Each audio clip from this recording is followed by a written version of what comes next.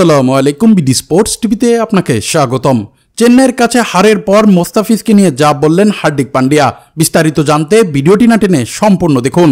ক্রিকেটের এল ক্লাসিকোতে মুম্বাই ইন্ডিয়ান্সকে 20 রানে হারিয়েছে চেন্নাই সুপার কিংস।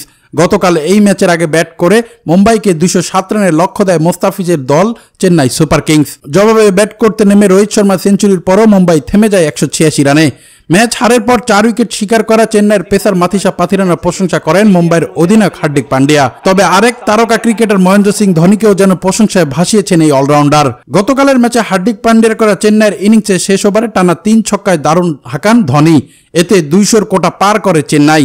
ম্যাচ শেষে গণমাধ্যমের সামনে হারের কারণ নিয়ে কথা বলেন হার্দিক পান্ডিয়া। এক্ষেত্রে বড় লক্ষ্য নয়, হারের অন্যরকম কারণ ব্যাখ্যা করলেন তিনি।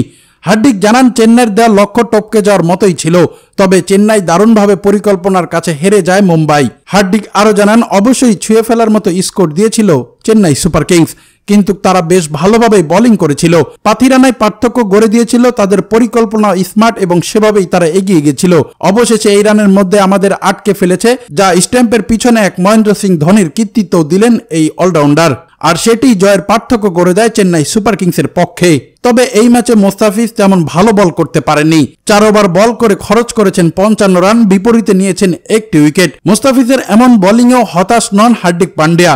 তিনি জানান, এই পিচে সবাই মার খাওয়ার মতোই ছিল, তবে মোস্তাফিজ দারুণ এক উইকেট নিয়ে ম্যাচ ঘুরিয়ে দিয়েছে। ডেভিডের উইকেটে পার্থক্য গড়ে দেয় মোস্তাফিজ, আর সেই লক্ষ্যে পৌঁছে যায় চেন্নাই সুপার কিংস। সর্বশেষ এদিকে লখনৌ সুপার জায়ান্টের বিপক্ষে 19 এপ্রিল মাঠে নামবে চেন্নাই সুপার কিংস। সেই ম্যাচেও একাদশে দেখা যাবে বাংলাদেশি পেসার মোস্তাফিজুর রহমানকে। দর্শক, এই ছিল খেলাধুলার আপডেট। পরবর্তী আপডেট সবার আগে পেতে চ্যানেলটি সাবস্ক্রাইব করে সঙ্গেই থাকুন।